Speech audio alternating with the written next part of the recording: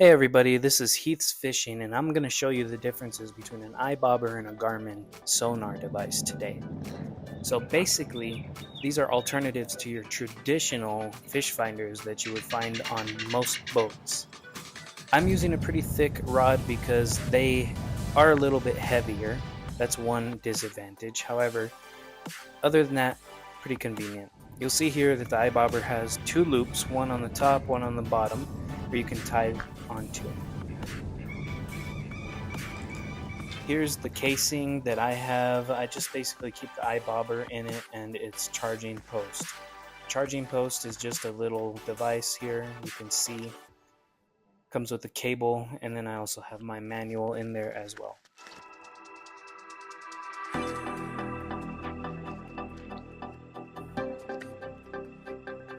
Here's your charger. Basically, this is pretty straightforward. You just line up the little notches with the actual device, and then you put it in and it shows you the light if it's being charged. Here you can see the demo screen. This on the left side is going to show you how deep the water is and where the base of the water is there. This is another view you can use, and again another view you can use.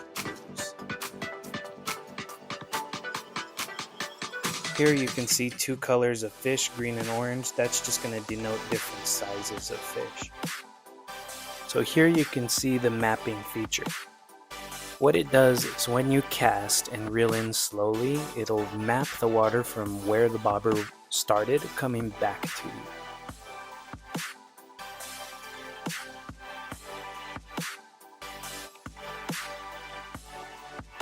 So here there's different features. You can see that it shows me my charge, it shows me the temperature of the water. That is an alarm. It makes a noise so you know where the bobber is. Here is a fish alarm. It'll make an alarm when the fish actually strikes. Then there's a light feature which will show.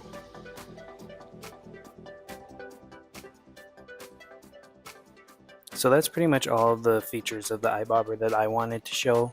I also want to briefly show you the weather app portion.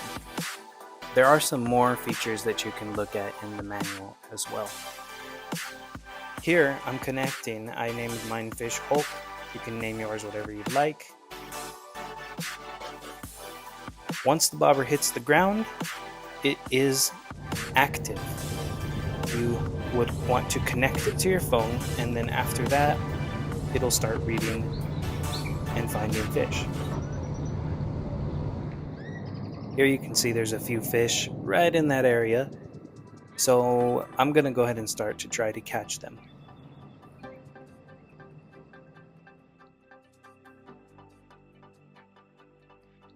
Alright, the bobber sees some fish right here, so I'm going to try to catch one.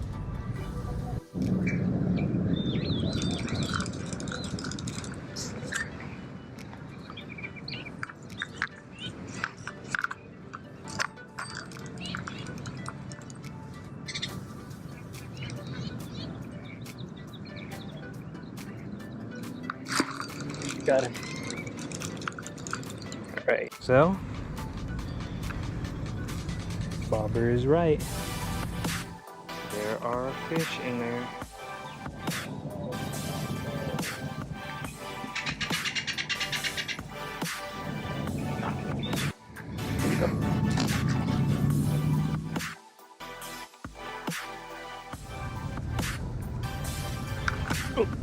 Oh, there he is. Right away. You notice that the fish that I was catching were really small.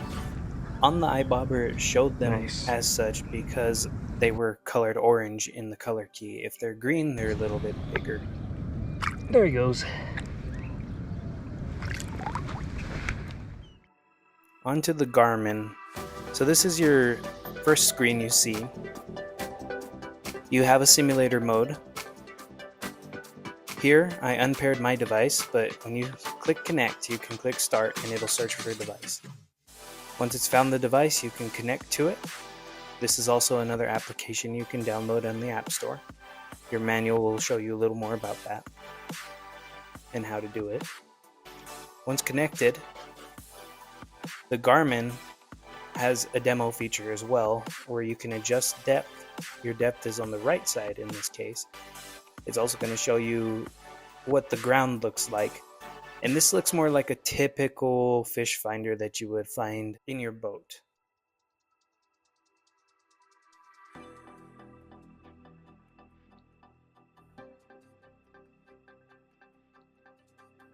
There's also the flasher view. You can change your frequency. There's a map that you can get, some local downloads from the community. For example, here, someone mapped out Cavallo Lake, and it shows the depth that they found as they trolled around the whole lake. So you can see their path, their course, how deep the lake is in the middle, and so on and so forth.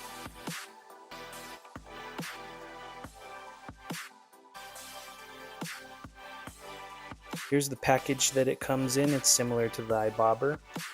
A little string tie.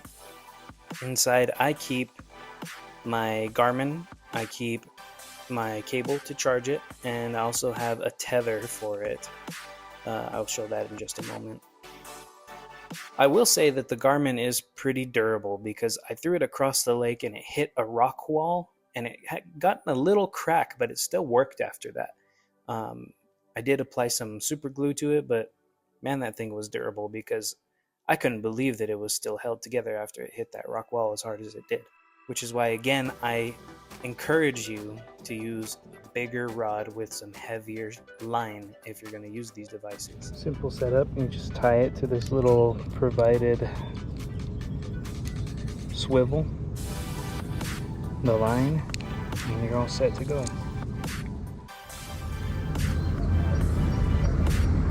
So here I'm pairing.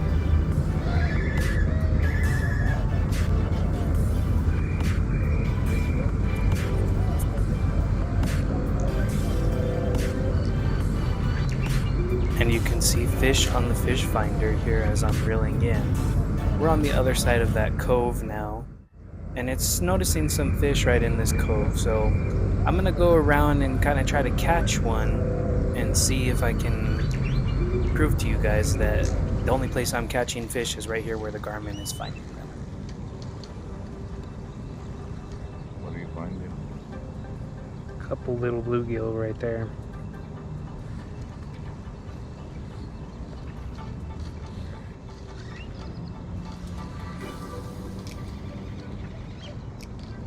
And that's it. I'm inside the cove now. I'm not getting any bites. Dragging a little lure through. Not really finding much. So let's continue.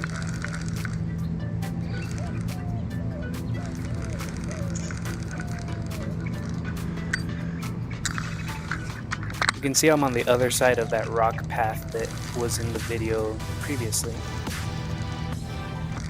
We did catch a fish in front of this rock path on its right side, right in here.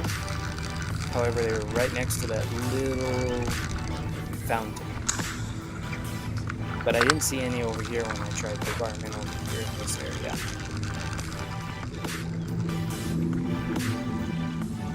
So I keep fishing this cove and I can't really get any bites. I end up going back over to the original spot where I had casted the Garmin out into the middle of the pond.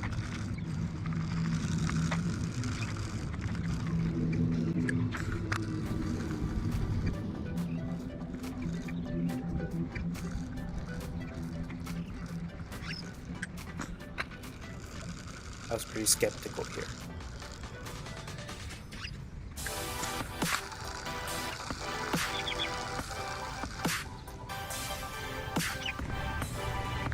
I don't know.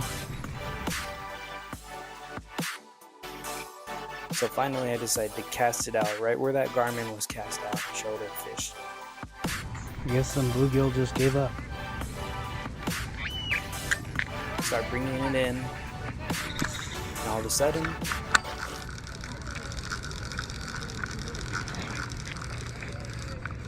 oh, there's something. Yeah, I got one. It's a little bit bigger if it's a bluegill. Yeah. Look, I got him right in the mouth. He's a little bigger.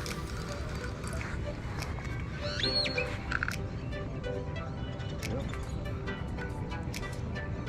It's a bigger one for sure.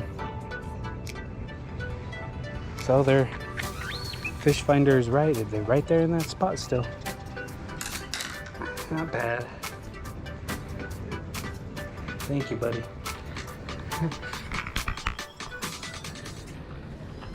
So there you have it, the Garmin versus the iBobber sonar devices.